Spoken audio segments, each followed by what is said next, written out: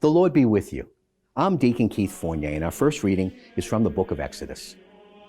Then Moses stretched out his hand over the sea, and Yahweh drove the sea back with a strong easterly wind all night, and made the sea into dry land. The waters were divided, and the Israelites went on dry ground right through the sea, with walls of water to right and left of them. The Egyptians gave chase, and all Pharaoh's horses, chariots, and horsemen went into the sea after them. In the morning watch, Yahweh looked down on the army of the Egyptians from a pillar of fire and cloud, and threw the Egyptian army into confusion. He so clogged their chariot wheels that they drove on only with difficulty, which made the Egyptians say, "Let us flee from Israel, for Yahweh is fighting on their side against the Egyptians."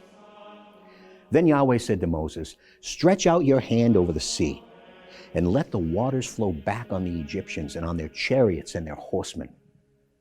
Moses stretched out his hand over the sea, and as day broke, the sea returned to its bed. The fleeing Egyptians ran straight into it, and Yahweh overthrew the Egyptians in the middle of the sea. The returning waters washed right over the chariots and horsemen of Pharaoh's entire army, which had followed the Israelites into the sea. Not a single one of them was left. The Israelites, however, had marched through the sea on dry ground, with walls of water to right and left of them. That day Yahweh rescued Israel from the clutches of the Egyptians, and Israel saw the Egyptians laying dead on the seashore. When Israel saw the mighty deed that Yahweh had performed against the Egyptians, the people revered Yahweh and put their faith in Yahweh and in Moses, his servant.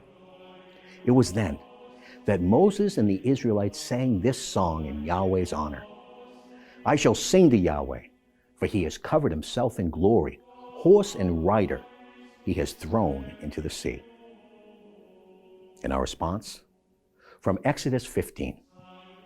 "A blast from your nostrils and the waters piled high. The waves stood firm as a dike. The bed of the sea became firm ground. The enemy said, 'I shall give chase and overtake. I shall share out the spoil and glut myself on them. I shall draw my sword, my hand will destroy them.' You blew with your breath. The sea closed over them. They sank like lead in the terrible waters. You stretched your right hand out, and the earth swallowed them.